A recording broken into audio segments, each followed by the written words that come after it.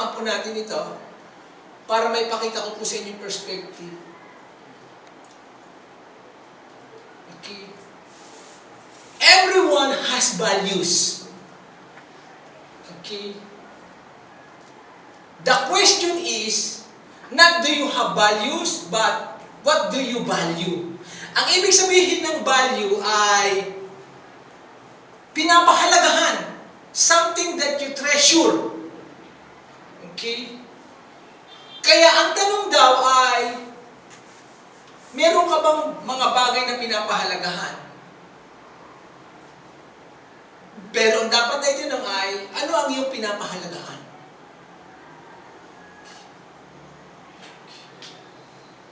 Kasi nga, kung ikaw ay pinapahalagahan mo ay pagyaman, puro pagkita na lang ng pera nga sikasuhin mo, na kahit linggo, di na magsisimba, basta pera, kumita ng pera, ayun ang pinapahalagahan eh. O pinapahalaga naman, sports, atleta, o akyat sa building, o sa ano, yun ang value niya eh. Okay? Ito po yung meaning ng values. Sige, balik natin. Ayun yung bag ng bag. Okay. Everyone has values. The question is, do you have values? But do you have value? Tanong lang naman yan, opening, ang tawag dyan ay introduction. Values. Ito meaning ng values. Precious. Parang precious stone, precious gold. Something dear to us. Yung isang bagay na mahalaga sa iyo. Something we hold in high regard. Diba? Yung cellphone nyo nga lang, diba? Mataas ang value natin dyan kasi hindi ka lalabas ng bahay nang wala kang cellphone. Mahalaga sa atin yan. Yan yung mga halimbawa na pinapahalagahan natin. Okay, we hold something, values. Okay. Next. What are values? Values are internal priorities that express themselves consistently in concrete actions. Ibig sabihin, kapag tayo ay may pinapahalagahan na, ito na talaga yung ating internal priorities. Talagang pinapriority na natin to. At pinapahayag natin ito consistently, intentionally, with concrete action. Ibig sabihin, kapag konkretong action, talagang nakapokus, intentional, determinado. Katulad ng ginagawa natin ngayon na training, mga concrete actions yan. Bakit ba po kayo ay nandito pa? Sasabihin natin, nakapagsimba naman ako sa umaga.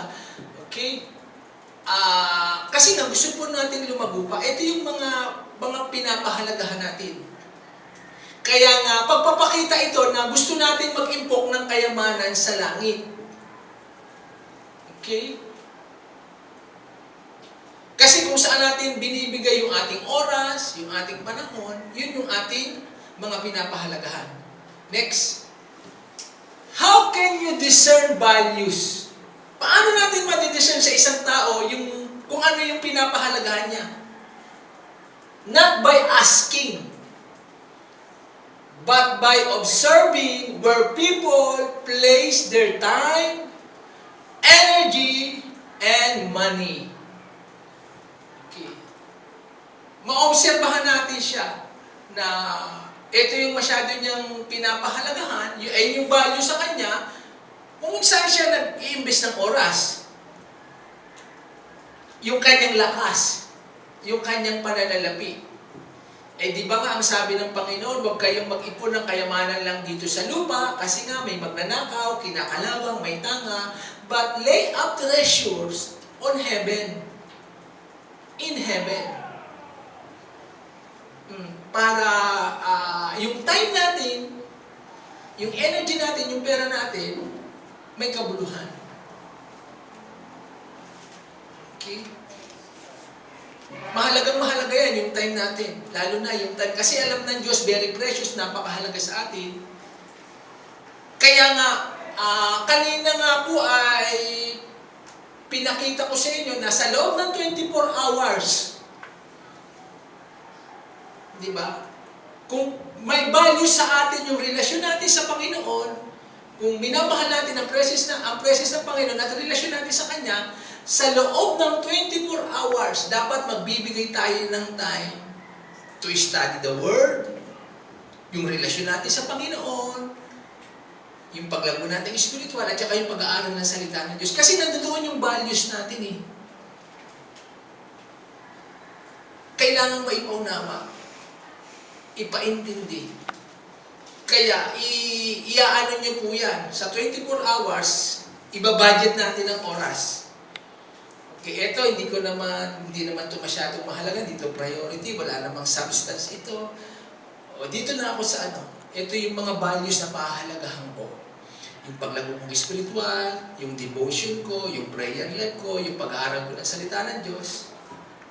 At kapag paulit-ulit ito na ginagawa, makaka-develop tayo ng strong habit. Habit na natin yan.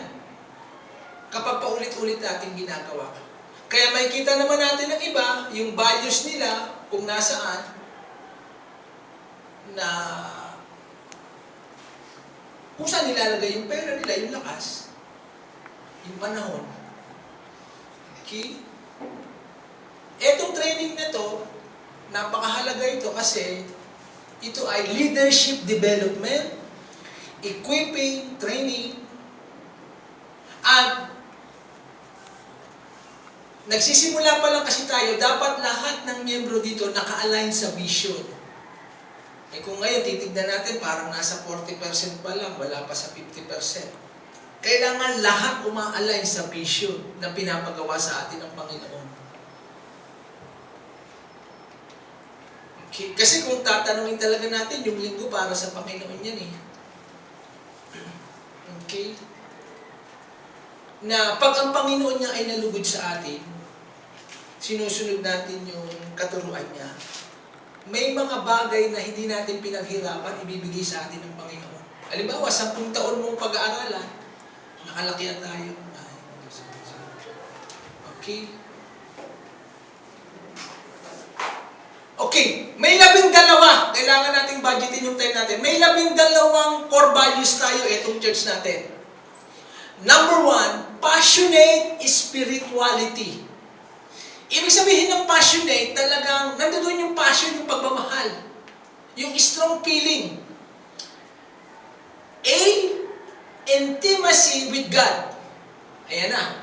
Ito na yung pinaka-core values natin. Ito yung pinakamahalaga sa atin.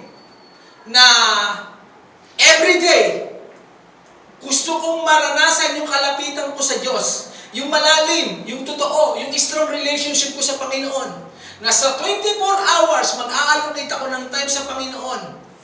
Not just attending worship services. Kasi, training nga ito eh. Discipleship nga ito. Equipping nga ito. Okay? Kumbaga sa yung pagkain dito ay hindi pambata. Hindi gatas. Medyo matigas siya. Pang-adult. Pang-manhood. Pang-growing Christian. Okay? Yan ang dapat ma-develop. Kaya yan ang kahinaan ng mga churches sa Pilipinas. And even kahit sa malalaking church.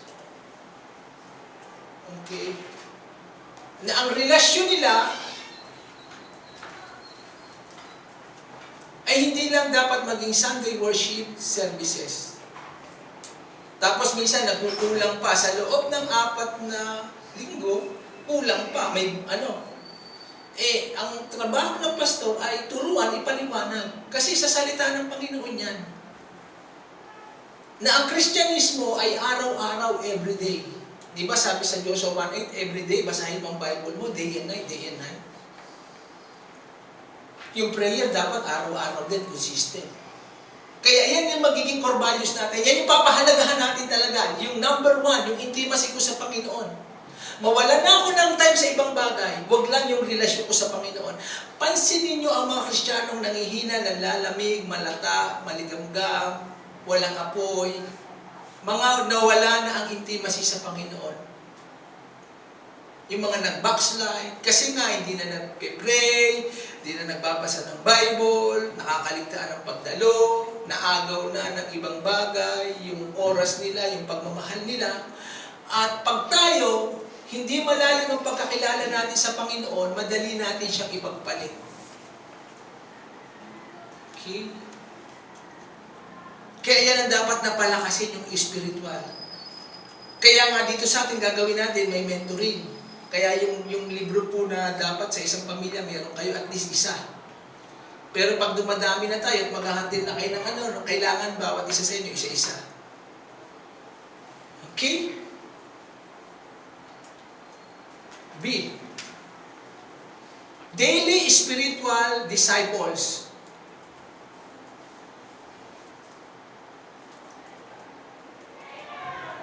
Soaking and devotion. Yun nga, yung pagdi-devotion. Hindi kasi ito masyadong nabibigyan ng kahalagahan. Iba yung devotion eh. Iba nga yung akala natin, sinagutan lang yung 90-day challenge, yung application, yung ano ba yung natutunan ko ron. Hindi, yung devotion talaga, yung katulad ng Panginoon. Na may time alone with God. Ngayon, kapag may disiplina na tayo, no devotion, no breakfast. Okay? Bible reading, meditation, reflection, rhema words, yung mga buhay na natanggap natin sa araw na yon.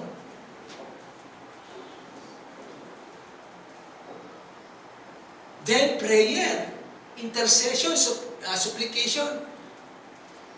Tapos may fasting pa.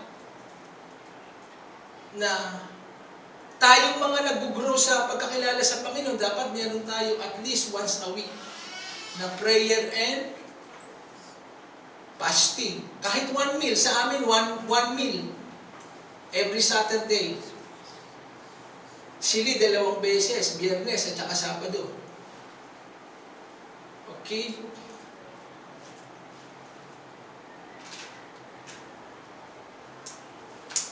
Okay?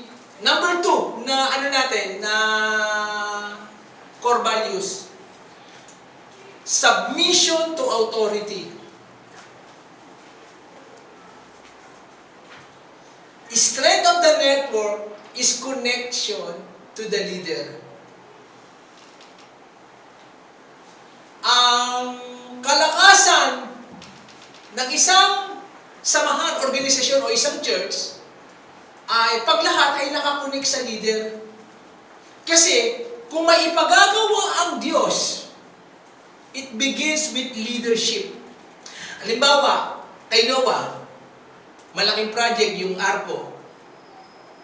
Si Noah ang kinakausap, yung size ng barko, ng arko, yung haba, yung dami ng alkitran, yung pako, ilan-ilan yung ipapasok ng mga hayop. Si Joshua ang kausap ng Diyos. Si Noah. Paglabas naman ng Egypt at paggawa ng tabernacle, kay Moises. Si Moises ang kinakausap ng Diyos. Kung hindi nga na-erase pa si Moises, kung hindi nga tumubon si Moises sa pagkatawag ng Diyos, hindi makakalabas ang mga Israelita kasi kailangan nila ng leader. Without leadership, nothing happen. Kay Joshua naman, hindi sila makakapunta ng promised land kung wala si Joshua.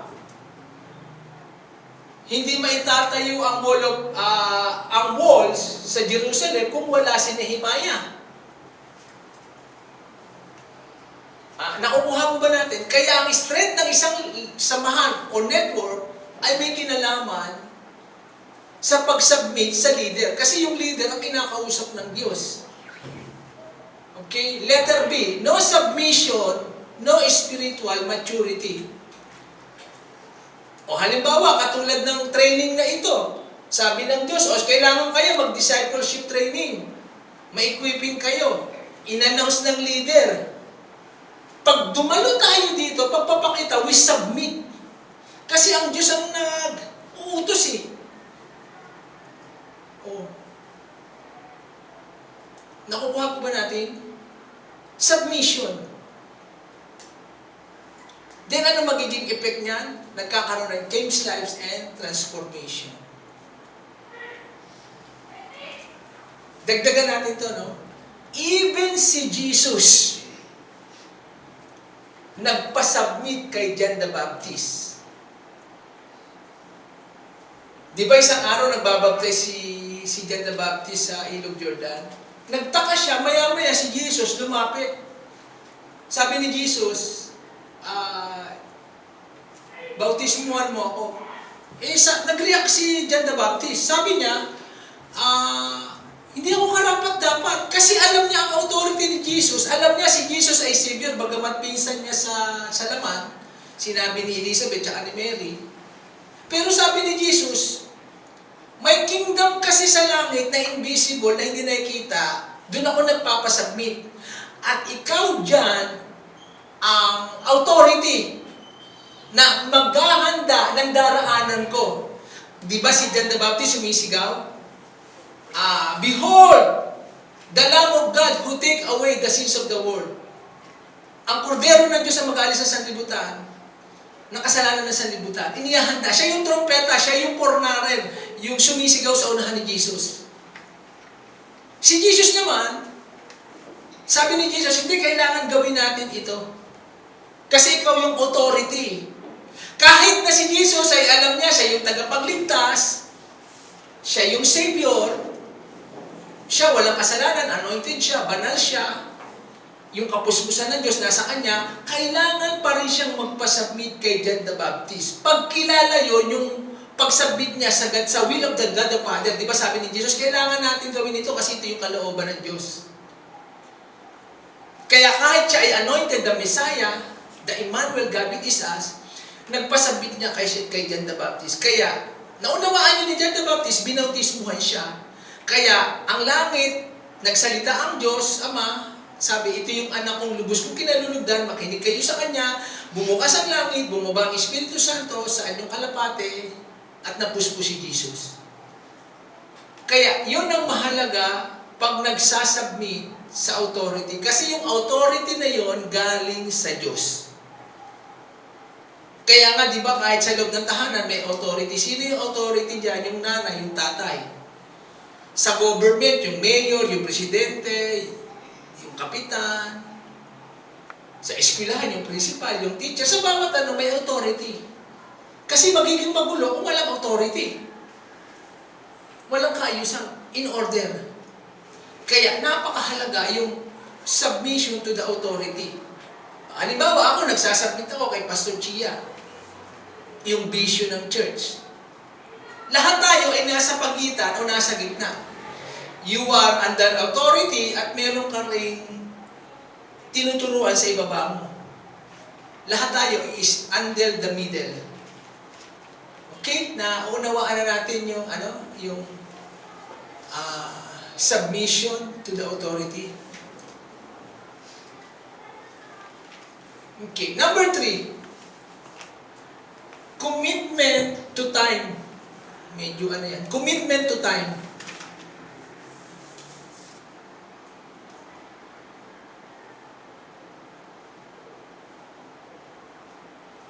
Ito yung mahalaga yung commitment sa oras.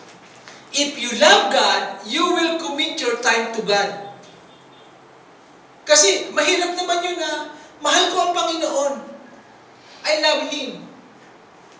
And then, wala namang time. Kaya nga, self-deception yun yung sabihin, hindi naman ako nakakalimot sa Panginoon Nandito naman siya sa puso ko Yun ay blindness. Self-deception. Hindi mo pwedeng sabihin, nandito naman siya sa puso ko, pero wala namang time sa Panginoon. Hindi nagko-commit sa Panginoon. Kasi nga, anong sabi? I am busy. Biruin mo nga natin, kinuwenta na nga Sa 24 hours, alam ng Diyos, busy tayo. Alam ng Diyos, ang dami natin ginagawa. Out of gratitude, hindi ba makapag-allocate ng time para sa Diyos?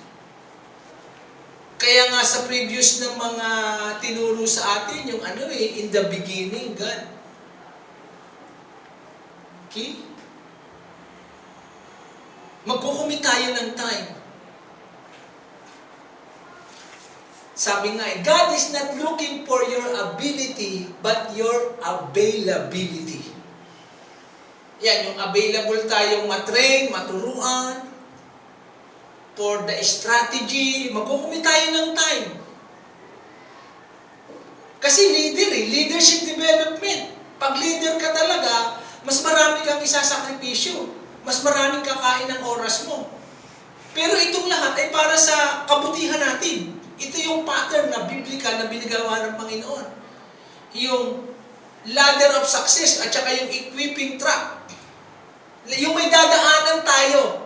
Katulad ng release ng tren,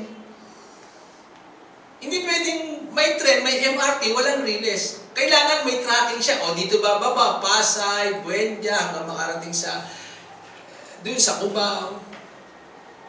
Ito yung track na ginagawa natin. At ipapaliwanag lahat yan, yung ladder of success, yung winning soul, tapos yung consolidating, yung pagpapatatag, discipling, yung pagdidisciple, and then yung paghayo, yung sending. Hindi natin, yan ang very biblical pattern, walang shortcut sa paglago ng church, sa paglago ng isang Kristiyano. Kaya lahat po yan ay ginugugol ko sa napakaraming oras sa pagre-research, sa pag-aaral. Walang tigil. Okay? Kaya yan ang isang ating papahalagaan, yung commitment natin sa Panginoon. Ano ang pinagkaiba ng interest sa commitment? Isulat niyo po, ang interest o interested sa isang bagay, gagawin mo lang in your convenient time. Interesado ka lang kapag convenient sa iyo, kapag komportable sa iyo, interested ka lang. Ang commitment, may isasacrifice ka. Commitment yan eh. Kahit hindi sa'yo convenient, kahit umuulan, kahit ano man ang sitwasyon, ano man kalagay natin, may problema tayo, iba yung emosyon natin, commitment yan. Parang sa mag-asawa, di ba commitment nila? Anong commitment nila? Till death do us part, ganyan.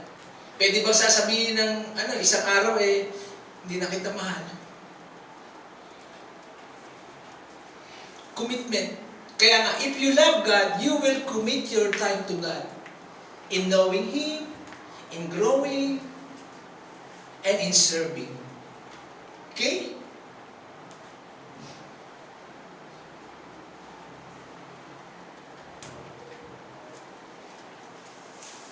Ito po yung tinutukoy ko kanina. Yung submission of authority.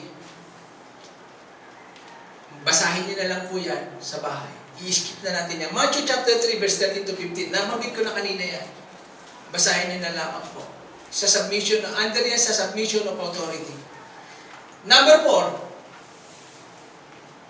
I am a true disciple. Okay, ako ay talagang totoong disipulo ng Panginoon. Di ba sabi sa Matthew chapter 28, go and make disciples. Humayo kayo sa lahat ng bansa. Biruin nyo kung mag-isip ang Panginoon, napaka-broad, hindi niya sinabing Cavite lang, Pilipinas lang. Sinabi niya, humayo kayo, go out to all the nation and make disciples. Kaya, dito, tuturuan tayo para maging totoong alagad. Kasi nga, di ba, kung sa pera may original money o true money, meron din fake money. Kung sa balita, sa report, may true information, may fake news. Kaya kung may true Christianity o true disciple, may hindi totoong disciple. Ito, ang pinupuntahan natin, yung true disciple. Ano yung true disciple? Christ-likeness. Na maging katulad tayo ni Jesus. Di ba? Yung papasok ka sa ganyan, na makikita mo si sister, si brother, natutuwa ka. Blessing ito kasi talagang Christ-likeness eh. Hindi pagpasok lang sa, umalis ka dyan, demonyo ka.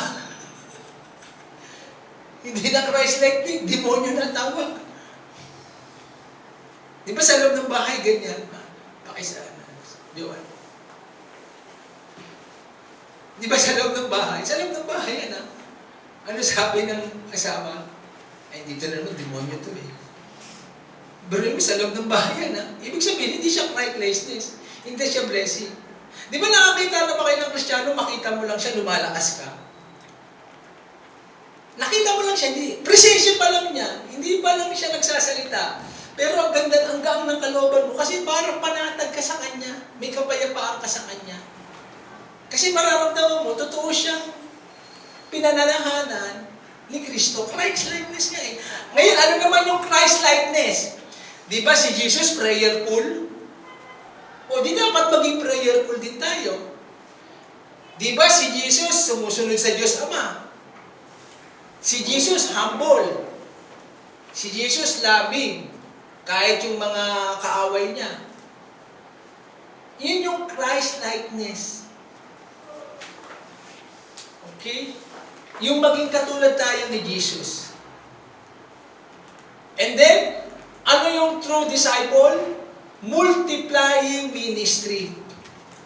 Ito kasi ang isang misconception na kailangan ipaliwanag. Akala kasi natin, pag nagkikitara na tayo o nasa church na, disciple na tayo.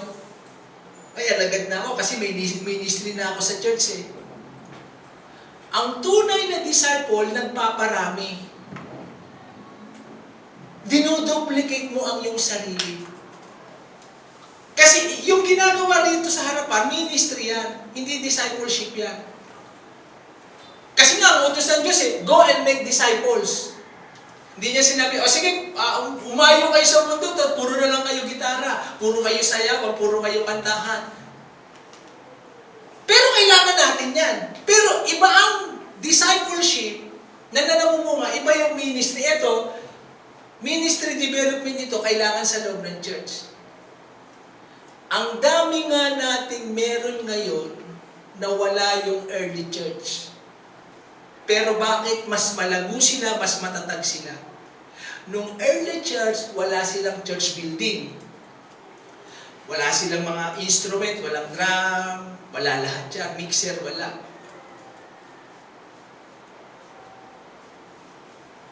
Pero mas malago sila, mas matatag sila, ang dami palang persecution. Kaya ang kulang talaga sa church, discipleship, training. Sa panahon natin, andyan dyan lahat. Yung information, yung cellphone, yung technology, may church, may aircon, lahat, kompleto. May sasakyan. Nung panahon nila Pablo, nagsasakay pa ng barko bago makapangalan salita ng Diyos. Kaya, ito yung ginagawa natin para tayo magkaroon ng multiplying ministry. Okay. Kasi ang bawat isa, tingin ko sa inyo, ay leader.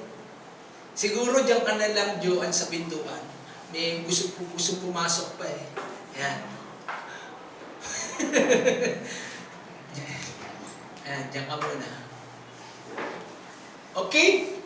Kasi, eto in the future in the future, tignan natin, si Abby hawak ng carousel. At least meron siyang 5 o hanggang 12 kabataan tinuturuan. Multiplying. Yun ang biblical pattern eh. Si Pao. Tingnan niyo po ito in the future pa lang natatrabahuin natin isipin niyo ang bawat isa po sa inyo may hawak na carousel. The more leader tayong maititrain, the more carousel na may mabubuksan. Na mag-alaga lang kayo at least ng tigiilan. Pero sa carousel na, ang pinakamarami, 12. Katulad ni Jesus, meron siyang 12 disciples. Kaya nga, commitment to God ang kailangan. Multiplying. Kasi wala naman kayong mababasa dyan, ang ministry lang ng mga early church, gitara lang, sayawan, kantahan. Wala eh, di ba? Lahat sila dyan tinawag mga disciples. Wala nga kayong mababasa dyan ng new converts eh. Disciples are increasing and growing in numbers. Nagmumultiply sila. Kasi na-develop sila eh. Kaya nga, kailangan ng training para tayo maging true disciple.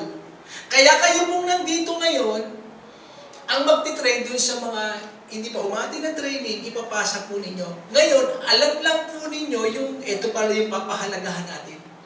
Kailangan pala multiplying ako. Nagpaparami ako. Okay? Amen? Yan ang true disciple ha. Maging Christ-likeness, the character of Christ, and then nagpaparami. Kita nyo, kanino iniwan ni Jesus yung Great Commission? Di ba sa 12 Apostles? Sila na yung nagparami hanggang sa nakarating sa atin ngayon. Multiplying eh. At doon sa Carcel, commitment yun, ang meron naman doon, leadership development, evangelism. Para ma-develop yung leader, kasi nga mag-aalaga ka eh. At malalaman natin ang isang Kristiyano, pag nagmamature na, nag-aalaga na siya. At dyan natin mararamdaman, ako, hindi pala basta-basta maging leader. Hindi pala basta-basta maging pastor. Amen? Kapag ikaw ay umahawak na ng kersel, para tayo mag-multiply. Okay? Whoever serves me must follow me. And where I am, my servant also will be. My Father will honor the one who serves me. Ako, ang ganda po na verse na ito. Tandaan niyo po ito, no? Sabi dito, whoever serves me must follow me. Sabi ni Jesus, sino man yung gustong maglingkod sa akin, dapat sumunod siya sa akin. Ngayon, kung susunod ka sa Panginoon, meron kang iiwan. Kasi nga, mamimili ka eh. Ano ba ang mahalaga sa iyo? Mga worldly thing, kayamanan lang ng mundong ito o pagsunod mo kay Jesus? Itong mga, kapag ang isang tao, puro kayamanan na lang, puro pagkita na lang ang inaano ng pera at wala lang time sa Panginoon na maglingkod, mag-quiet time, kailangang turuan.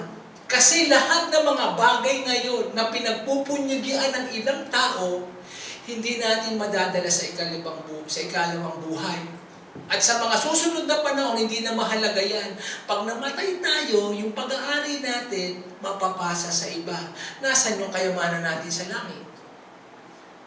Pag humarap tayo sa Panginoon, hindi naman tatanungin yung gaano ba karami pera mo, no? Pinag-aralan mo, achievements mo, at tatanungin ng Panginoon, pinaglingkuran mo ba ako? Ano ginawa mo sa talentong binigay ko? Binil mo ba ang kingdom ko? Kaya, kapag susunod tayo sa Panginoon, meron kang iiwan. Kaya nga sabi niya, you cannot serve two masters. Oh. Di ba si Peter may iniwan? Bangka, yung Galilee, kaibigan nila, yung tatay nila. Ngayon sa atin naman, yung mga bad habits, mga unproductiveness. Okay? At yun ang iba, kaya hindi makasunod sa Panginoon kasi mga ayaw may bitawan. Mga wala pang maisuko, ayaw isuko. Yung sariling desisyon. Ngayon, my Father will honor the one who serves me. Doon mo, pag naglilingkod tayo sa Panginoon, ini-honor daw tayo ng Panginoon.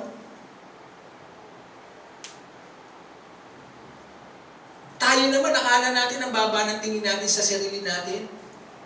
Ang amang Diyos na nasa langit, i-honor tayo. Amen.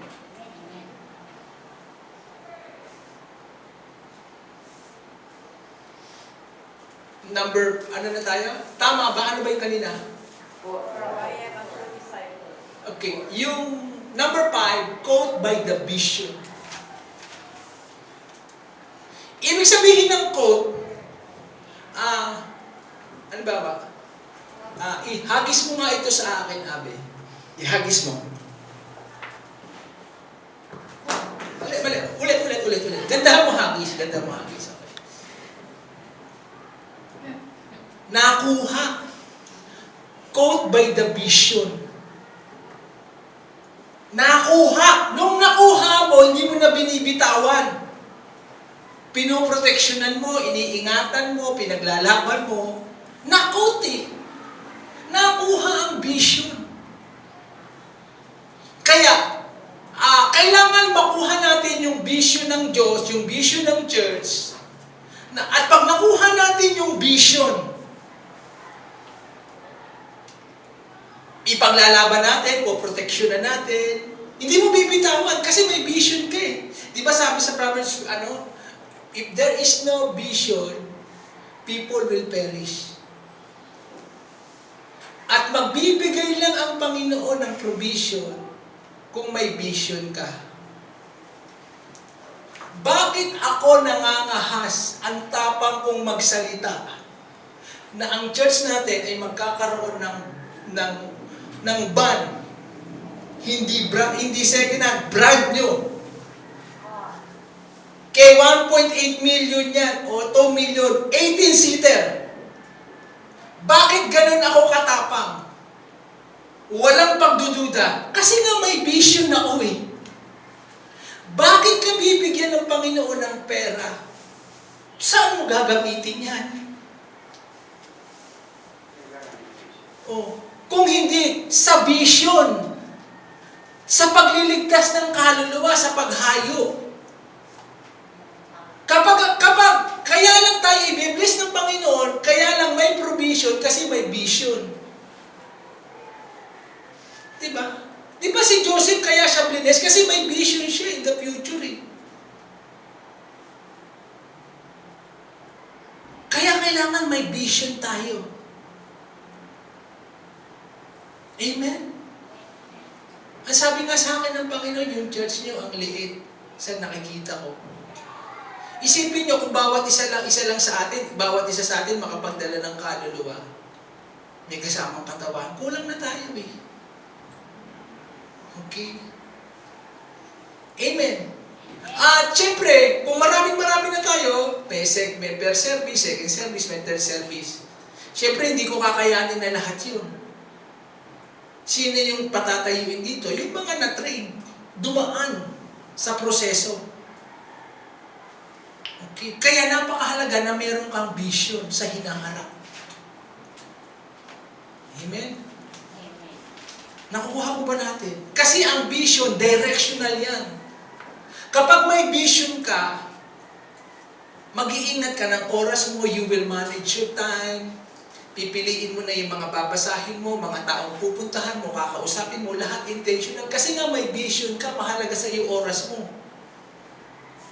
Okay. Parang yung vision, dun mo gusto pumunta, pero nandito ka, you will begin on the end. Parang si Joseph, ang nakita niya yung palace, na siya ay magiging Peter of the world. Nakita niya, ito yung vision sa palace, pero umatras siya. Kaya si Joseph, nung nasa pit, ang sabi niya, hindi ito yung nakita ko sa vision, ang nakita ko yung sarili ko, nasa palace ako. Nung nasa bahay siya ni Mrs. Potiphar, kahit inaano siya ng temptation, sabi niya, hindi, ingatan ko yung katauhan ko, may vision ako, temptation yan, hindi ko dudungisan ang karangalan ng Diyos, may standard ako. Kaya mga kabataan, magkaroon tayo ng standard. Ang standard ni Joseph, parating pa lang ang temptation, may desisyon na kita, kay mangisay ka dyan, kay maglaway ka dyan, hindi kita papatulan. Mahalaga kay Joseph yung vision. Nakabaon ng malalim sa kaluluwa niya. Kaya hindi siya nanghina. Makakasurvive ba si Joseph? Sa ganong training, ang bigat ng training. Kaya nga, the greater the training na ipaparana sa atin ng Panginoon, ibig sabihin yan, malaki ang lalakaran mo. Kapag ang training mo, bata ka pa lang ite-train ka, pang-global ka. Hindi ka lang pang malagasan, pang ibang bansa ka. Amen? Kaya kailangan understand, unawain, ipamuhay, and then i-transmit. Huwag kang magtataka kung bakit ang iba hindi excited sa vision mo. Parang si Joseph, nung sinabi niya yung vision, hindi sila excited. Nagalit pa nga, nainggit, gusto siyang patayin. Kaya kapag ikaw ay may vision, pag sinare mo sa iba yan, hindi sila excited, hindi sila ganun kaalam, parang magtataka sila. Kasi madaling unawain, kasi nga, ikaw yung binigyan ng vision eh. Amen. Kaya makuha po natin yung vision ng church. Amen. Yan yung ating core values. Naunawaan na po ba natin? Amen. Nakuha niyo na po ba? Halimbawa ngayon, ihahagis ko po yung... Ito yung binibigay ko sa inyo ngayon. Ang tawag dito, vision casting. Parang binabato ko sa iyo. Halimbawa, ako naman ang babato sa iyo. Asa na yung ano? Halimbawa, ako nakuha ko yung vision. Ipapasa ko naman kay Abe yung vision. Nakuha ni Abe yung vision. Hindi mo lang dapat nakuha yan, pupunta yung demonyo sa'yo. Abe. Lahat yan, ang dami niya, may mga demonyo sa'yo, araw-araw. Parang kay Joseph, yung mga kapatid, o sa opisina mo, at mga lahat sa'yo, na kahit sarili mong pamilya, galit sa'yo. Gagamitin, di ba? May vision, nagamin yung vision mo. O nasa bahay ka ni Putibar. Abe. Di ba? Di ba? Nandoon ka naman sa prison. Talagang gusto mo na magpakamatay. Abe, give up the vision. Ipaglalaban mo. Walang makakakuha. Ibig sabihin, ang tanging makapipigil lang para hindi mangyari yung mga pangarap, yung vision na binigay sa buhay natin ay tayo. Walang nakabigil kay Joseph. Hindi kapatid niya, hindi bahay, hindi si Mrs. Potiphar, hindi yung kulungan. Walang nakapigil. Kaya kapag may vision ka, you are unstoppable. Kapag ang vision mo ay galing sa Diyos. At kapag galing sa Diyos yan, dadaan sa training, sa testing yan. Kung totoo o puwet ng baso. Kailangan authentic. Yung vision ba na to na may disciple, sa Diyos to galing kasi nasa salita niya eh. Amen? Kaya, nakukuha mo ba natin? Lahat po kayo, kinakasting mo ng vision, nakukuha niyo na po ba yung vision? Nakikita niyo na ba yung sarili niyo? Nagtuturo ka sa Kersen, umahayo ka sa Pangasinan, tapos sa ibang bansa. Okay? Ngayon, para mangyari yun, una, maniwala ka sa sarili mo. And then you believe the vision. Kasi ang una natin mangyayari ba yung Panginoon? Halimbawa ako, lagi ko sinasabi, pupunta ako sa mga ibang bansa, magtuturo. So, mangyayari ba yan? Paano yung English mo? Tinanong ko nga yan sa Panginoon eh. Lord, paano yung English ko? Di ba si Moises ganun din? Dami sinasabi ni Moises, makapal yung dila niya. Alam ng Diyos ang kahinaan natin. Pero bibigyan kita ng tungkol para makagawa ka ng signs and wonders. Akong bahala sa iyo. Ang kailangan ko lang yung pagsunod mo. Alam ng Diyos ang kahinaan natin. Di ba ayaw ni Moises? Sabi ng Diyos, sige, ano yung tungkod? Ano yung hawak mo? Tungkod, ihagis mo. Nung hinagis na, naging ahas. Ilagay mo yung kamay mo dun sa naging leprosy. Naging ketong. Ilagay mo ulit, luminis. Alam ng Diyos ang kailangan natin. Ang kailangan lang natin is willingness to obey. Believing in ourselves. Amen? Kaya wala nang problema. Amen? Amen. Ngayon, kung ayaw natin, pipili ang Diyos ng iba. Amen? Kaya privilege po ito. Ang daming tinawag. Many are called, very few are chosen, and very few are faithful. Okay, number 6. Lifelong relationship. Ibig sabihin, itong samahan natin ay talagang relasyon. We have to be accountable and responsible to each other. Okay, lifetime nga yan eh. Kita niyo ang Panginoong Jesus, lahat na ng alagad, iniwan siya, nag-backslide. Si Peter, ang sabi niya, patay kung patay, kulungan kung kulungan. Hindi kita iwan. Maya-maya, natakot na si Peter. Dininay ang Panginoon. Pero nga, yung pagkatawag ng Diyos at pagpili ng Diyos, without hindi binabawi. Di ba kahit ito yung mga mahihina, may mga flaws, iniwan niya eh. Pero binalikan ng Panginoon. Di ba sabi niya kay Peter, Peter, do you love me?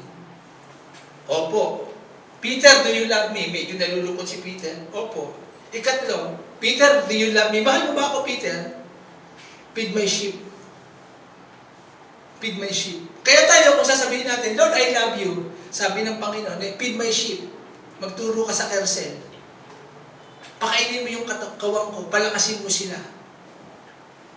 Kaya ito ay lifelong relationship. Nung bumalik nga si Jesus sa langit, tinanong ng anghel, Lord, paano na yung Great Commission? Paano yung mga alagad mong iniwan? Kung ipagpapatuloy nila yung paghayop, yung paggawa ng mga disciples. Sabi ni Jesus, wala na akong option.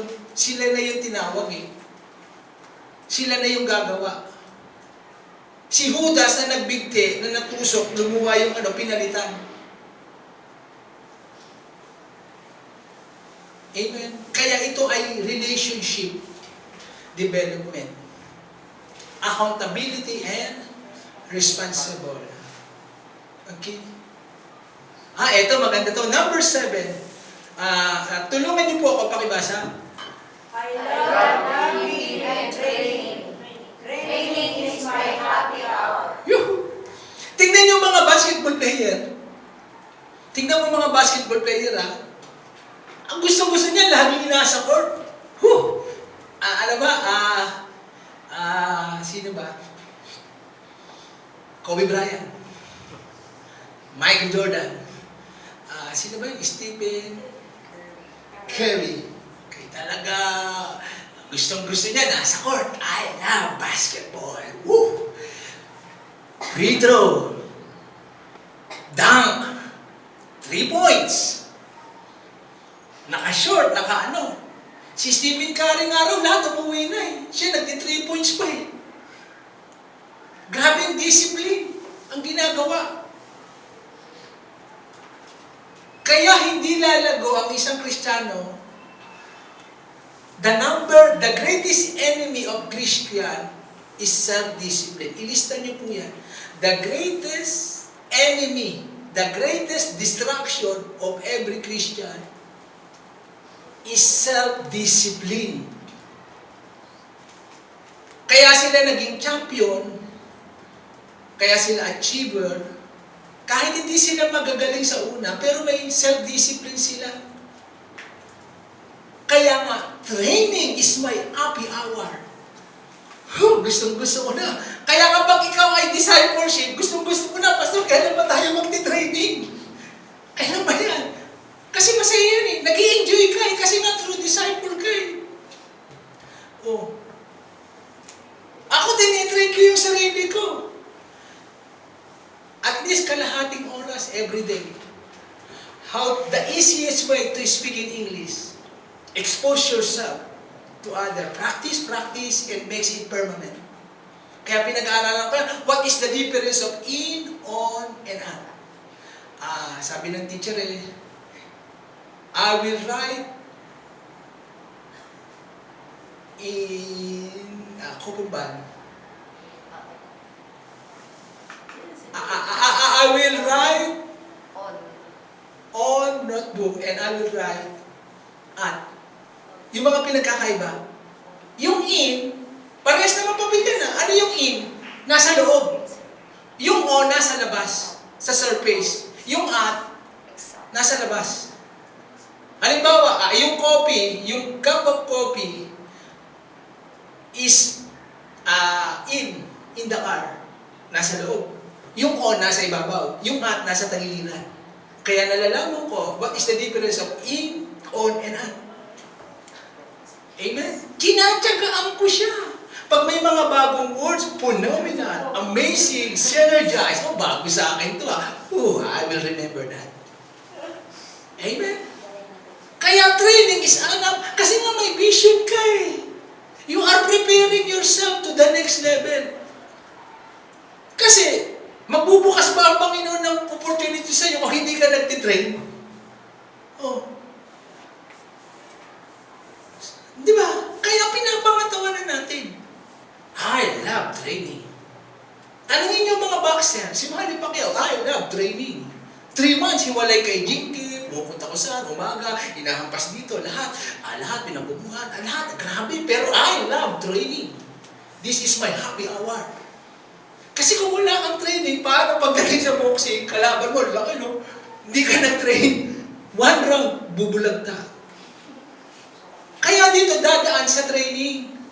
Kasi pag actual na, ano ipipresent mo? Hindi ka dumaan sa training eh.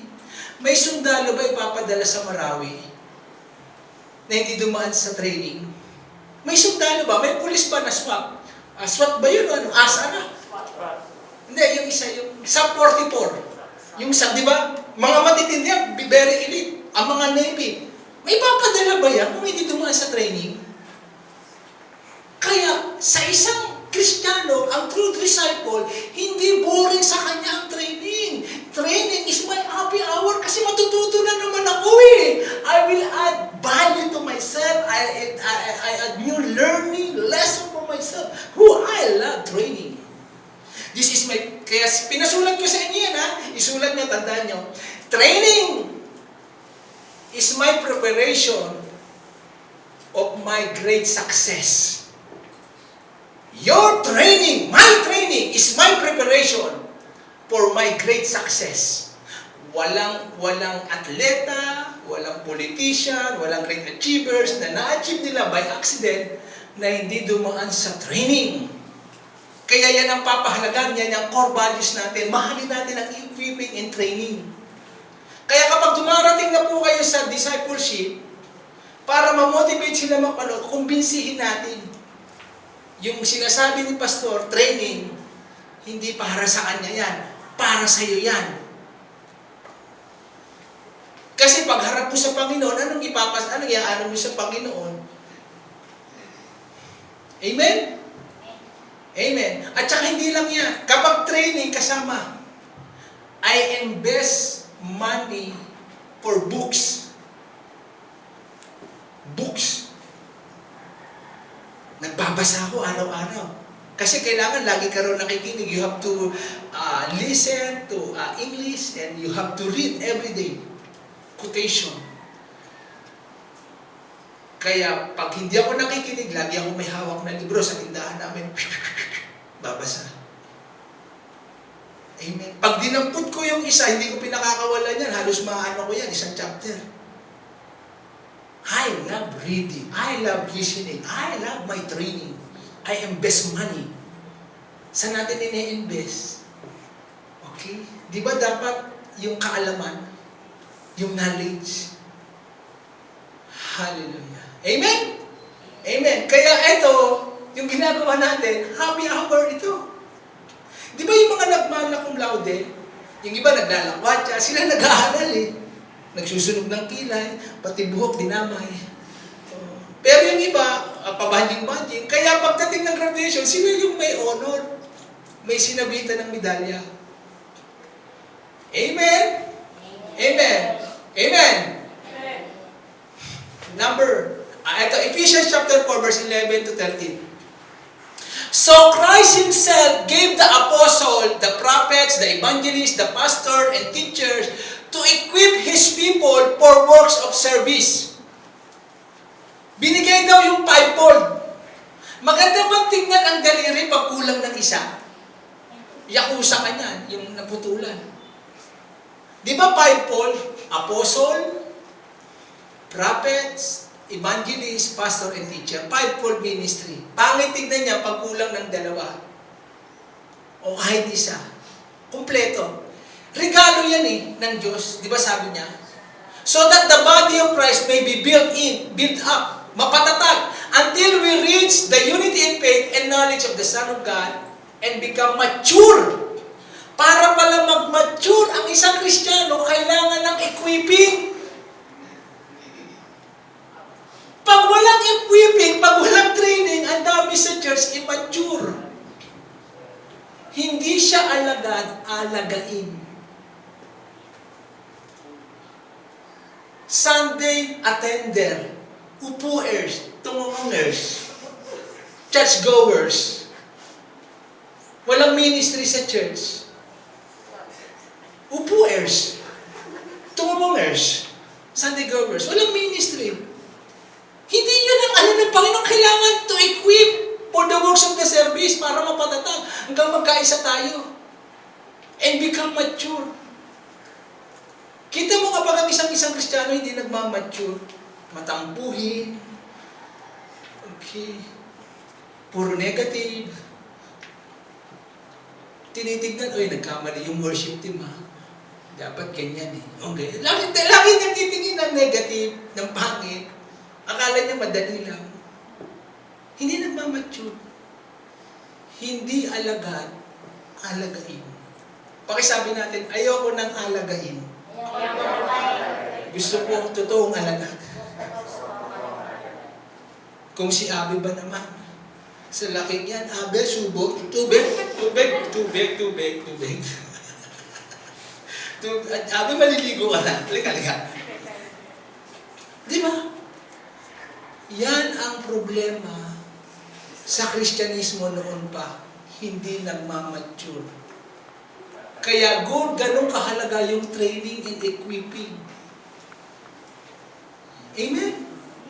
Nakukuha mo ba natin? Ang daming ang Kristiyano may talent. Hindi nagagamit for the kingdom of God. Nagagamit doon sa labas. Pinapayaman yung mga unbeliever. Sila pero in the kingdom of God, no time, busy. Kaya pala ang pinili ng mga tao, mga alagad, mga walang pinag-aralan. Hindi naman lahat, pero in the wisdom of God, sinabi, pinili yung hindi marunong para hiyain yung marurunong. Pinili yung mahiya para hiyain yung malalakas. Kasi ang tinitignan ng Panginoon, hindi yung knowledge, yung puso. Amen? Okay, number 8. I am a leader of my disciples. Okay? I am a leader of my disciples. Sabihin natin, I am born to multiply. I am born to multiply. Isa pa? I am born to multiply. Yan, di ba kay Adan yun ang unang pagkatawag? Adan, magpakarami ka. Hindi po tinatawag dito yung mga anak ng mga anak, ano? Ibig sabihin, magparami ng disciples. We are born to multiply. Yan ang purpose natin. Kita nyo kaya hindi pa tayo kinukuha ni Lord? Bakit hindi pa tayo napupunta sa langit? Para mag-multiply pa tayo. Magparami pa ng mga raming disciples. Nasaan ang verse niyan? Ito ha. Ito ang daling tandaan. Dahil 2 Timothy 2:2. Okay? And the things you have heard me say in the presence of many witnesses, entrust to reliable people who will also be qualified to teach others. Ang tawag po dito ay 3-generational ministry. May 4 na taong tinutukoy dito. Halimbawa, ako si Pablo, pakita natin yung susunod slide. Okay, ayan. 3-generational. To see a movement of disciple makers following Christ to vision of world conquest. Sabi ni Pablo, yung mga narinig mo sa akin, ituro mo naman sa mapagkakatiwalaan sa iba. Ulitin natin, tignan natin sabi ni Pablo all the things you heard me in the presence of many witnesses entrusted. Kanino? People, reliable people, will also be qualified to teach others. Okay? Ayan, si Pablo yung nagsasalita, kausap niya si Timothy, ituro raw sa mga reliable people, mga tao maasahan, na magtuturo naman sa iba. Ang tawag dyan, 3-generational ministry. Katulad ng Diyos, di ba lagi siya nagpapakilala, ako ang Diyos ni Abraham, ni Isaac, at ni Jacob. Diyan kinuha yung networking.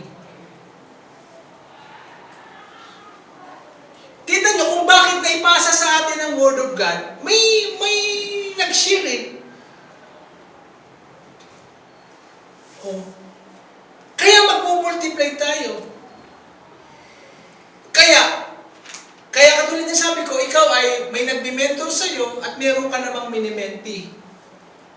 May nagdi-disciple sa'yo at mayroon kang dinidisciple. Nasa gitna ka lagi. Nasa gitna lagi tayo. Halimbawa, ang nagbi-mentor sa akin si Pastor Chia. Mini-mentor ko naman kayo. Kayo naman magbi-mentor ng iba. Okay? Nakukuha na po ba natin?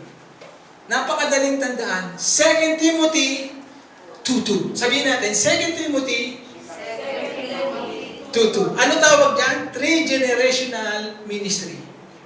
Imumultiply mo sarili mo. Kaya nga doon sa Pangasinan, hindi ko nakilala yung mga iba eh. Si Pastor Doming lang doon, tsaka si Pastor Rayoli, pero yung sa under sa baba nila, hindi ko nakilala. Hindi ko na namomonitor. Okay? Kaya yun ang gagawin nating strategy. To see the movement of disciple makers following Christ's vision of world conquest.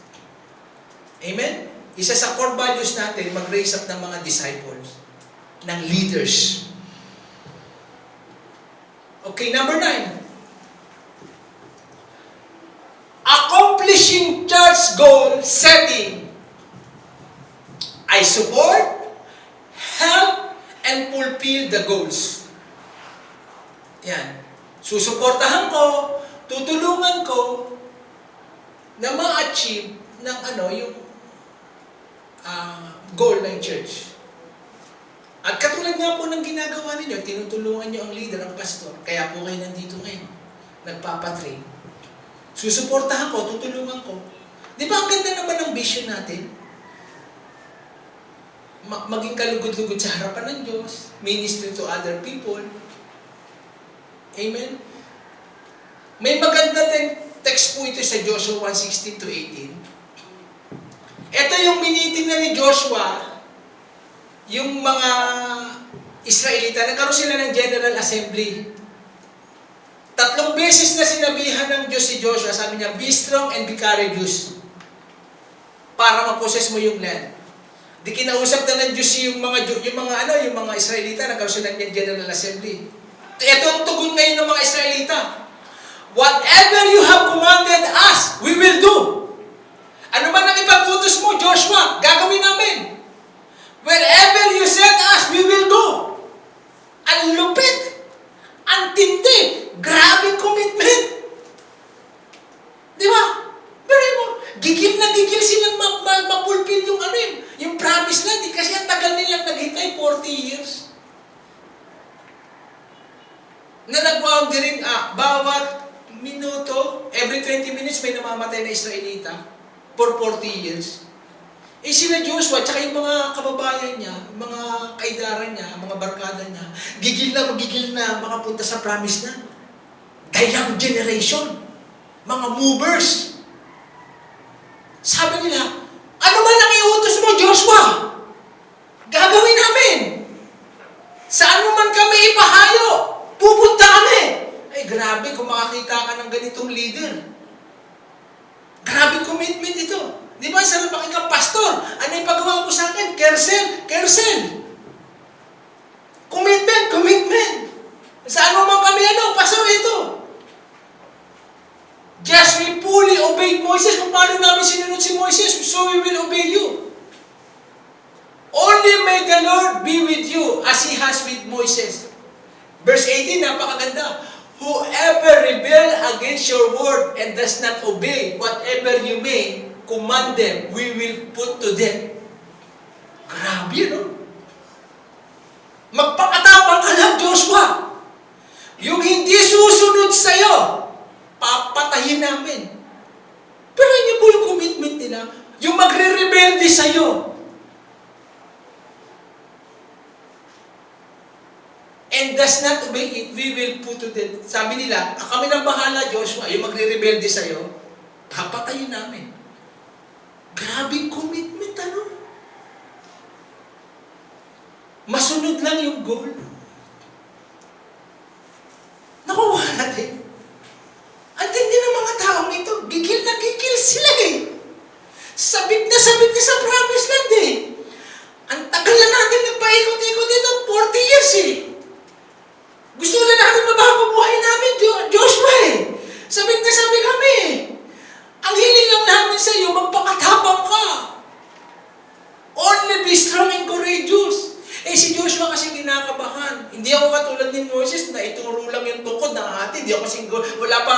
signs and wonders na ikita.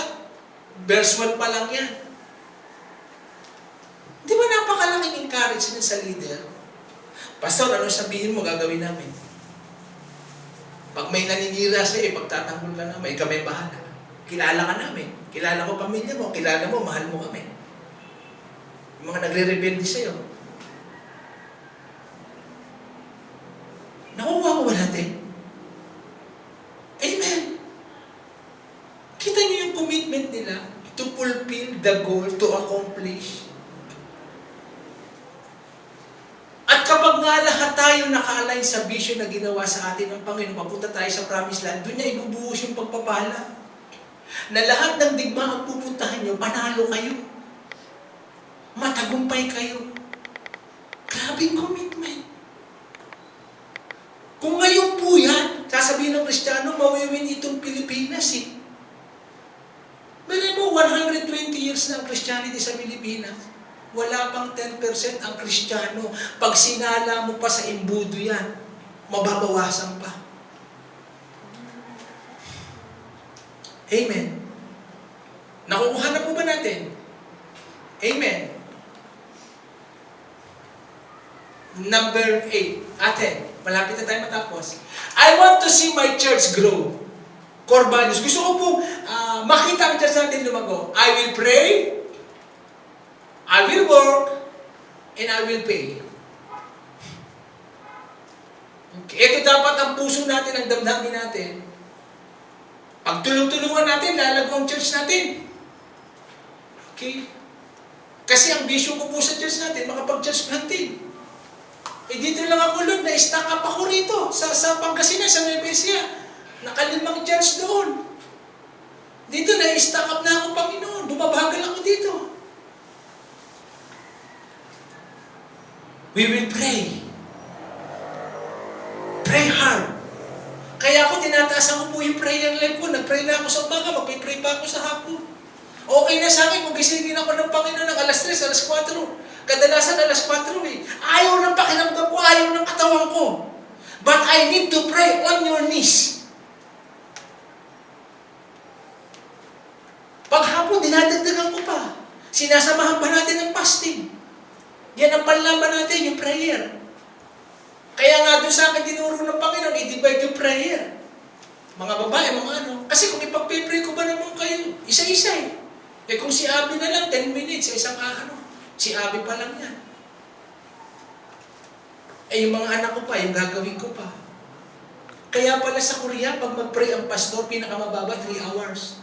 Pag nagpunta raw niya sa bundok, yung saging daw talagang ano eh, una nakatayo yan, pag nagtangs na raw, gutay-gutay, karabasya. Yung isang pastor daw, ang prayer niya, Lord, patigilin mo na to, umuulan na eh.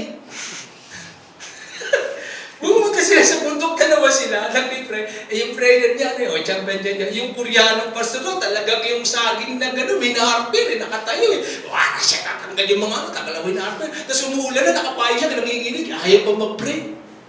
Ganun pala mga Koreano. Grabe sila mag-pray. And work, magtrabaho. Amen.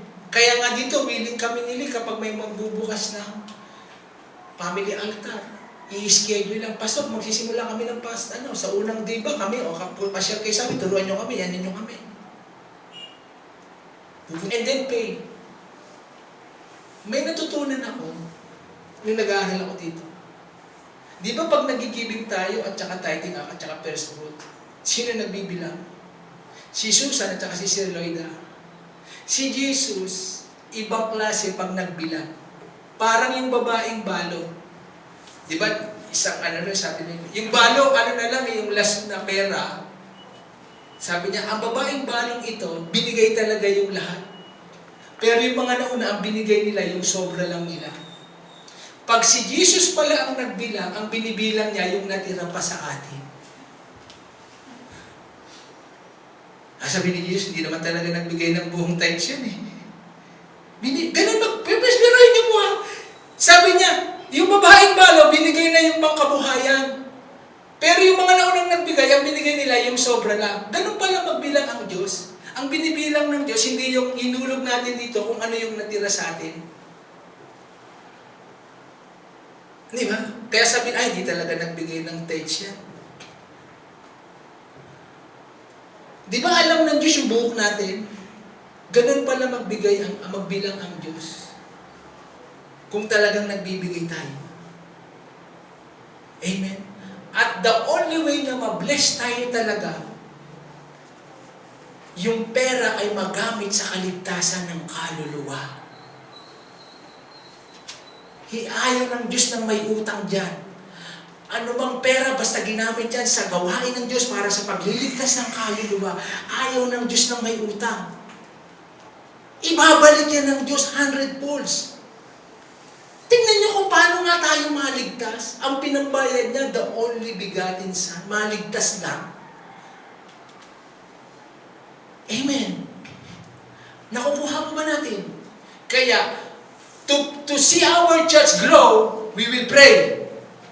We will work hard. We will pay. PWP. Pray, work, pay. Amen? Nakukuha mo ba natin? Para lumago ang church. Okay, dalawa na lang po. Committed to cell life. Okay, magkukumit tayo to sell yung ginagawa na natin ngayon dahil nga nagkaroon ng pandemic, unti-unti natin ibabalik. Mamaya yan pag-uusapan natin. Okay? Ano ang purpose ng cell life? O life group? Kasi yung iba, pag inimbitahan ka agad sa church, ayaw. Bihira yung ganon. Ang purpose ng cell ay mag-evangelize, evangelism. Mag-invite ng mga unbeliever. Tapos, yung mga nagtuturo, yung si leader, yung dalawang assistant leader, at saka yung mga nurturer, ini-leadership development sila. Para ma-develop yung leadership nila. Okay? Kung paano mag-handle. Kung ano ginagawa. Okay? Lahat naman ng mga teaching material dito sa atin manggagaling. Okay? And then, isa pang purpose para mag-multiply. Isipin niyo po, kapag makapag-raise up tayo ng cell leader, isipin niyo na lang po, bawat isa sa inyo ay ngayon ay cell leader, na may hinahawakan kayo, doon mag-multiply, doon dadami ang church natin. Sa care cell. At very biblical. Kaya pala sa church, ang pinipigilan at kinakatakutan ng demonyo ni Satanas, yung pagdami ng cell group. Kasi nasa sa buko baksin yung cell group. Sa bahay-bahay. Kaya dumating ang persecution, pinipersecute sila, pinapapatay sila lahat. Ang kinakatakutan ng demonyo, yung pagdami ng Kristiyano through cell group. Kaya karami-graming persecution niya. Hanggang si Peter, papatayin. Si James, pinugutan na ng ulo. Nakulong sila Pablo. Ang pinipigilan niya, yung pagdami ng Ebanghelyo, ayaw niya ni Satan. Kaya ito yung padala niyang COVID para i-paralyze ang church. Di makatid sa church, di makapag-kersel. Yan ang kinakatakutan. Kasi alam ni Satan, malapit na siya bumalik ang Panginoon. Okay, last. The importance of young people. I will prepare the next generation. Diba? Para sa akin, mahalaga ang susunod na henerasyon. Kasi tatanda ako, pati bigote ko pumuputi na, papunta ako sa pagkatanda. Kaya dapat ngayon, may inihahanda ako ng mga young people, the next generation. Kayong mga kabataan, kayo yung mga next generation. Na yung sinasabi kong, nakatungkod na lang kami, aakit sa church. Hawakan si pastor, nakatungkod eh. May nai-prepare. Hindi matanda na si pastor. Pastor, sino papalit sa'yo? Wala pa. Wala kang na-train, pastor. Parang yung ninong ko, dun sa UCCP, Vice Mayor, matalino. Nung namatay yung pastor, naninong ko, wala nang nagpastor. Kumukuha na lang. Yung anak niya ayaw kumukuha na lang ng mga ibang pastor sa church. Hindi nakapag-train. Ayaw natin yung pagkakamali ng iba. Matuto tayo. Kaya dito sa atin, kaya tayo may ganitong pagpupunyagi, ihanda natin ang next generation. Kaya nga tayo nagka-campus ministry dati, di ba? Kasi yung mga nasa eskwela, sila yung mga susunod ng mga mayor, mga politician, mga artista, mga nasa school Kaya nga tayo may school ministry nun Yung drug prevention, ginagamit natin yung pintuan. Para ihanda ang mga kabataan. At kayong mga kabataan, ipapasa nyo sa susunod na henerasyon. Parang si Moses, inihanda niya si Joshua. Si Pablo, inihanda si Timothy. Si Jesus, inihanda yung mga alagad. Kaya yan po yung 12 core values natin. The pinaka-center, kayamanan natin, the missing jewel, yung church natin. Basahin nyo. I-ano nyo. At siguro magpagawa tayo niya, didikit natin dyan. Para na babasa. O ipapaalala, alam mo ba core values ng church natin? Eto, 12 yan. 12 apostle yan. Yung 12 na yan, ipaliwanag. Tandaan niyo po yan, i-memorize niyo yan. Para pag kayo na po nagdi-disciple, pag pina-one-on-one kayo, tuturuan niyo, ito yung ano ng church natin Basahin mo dyan, kaya mapapagawa tayo dyan, ipapaano natin. Core values. Kailangan lahat. Kasi dapat alam natin kung bakit ba tayo nag-i-exist, saan ba tayo mapunta, ano ba ginagawa natin, o simba lang ba tayo ng simba paglinggo. Diba? Kailangan meron tayong core values, yung pinakamahalaga. Yung 12 na yan. At walang pupuntahan yan kung hindi pag-expand ng Kingdom of God at maluwalhati ang Diyos. Amen? Overview pa lang po yan. Okay, may tanong po. Kung wala na, ano natin yung whiteboard? Ano mo rin dito? Magpa-planning tayo.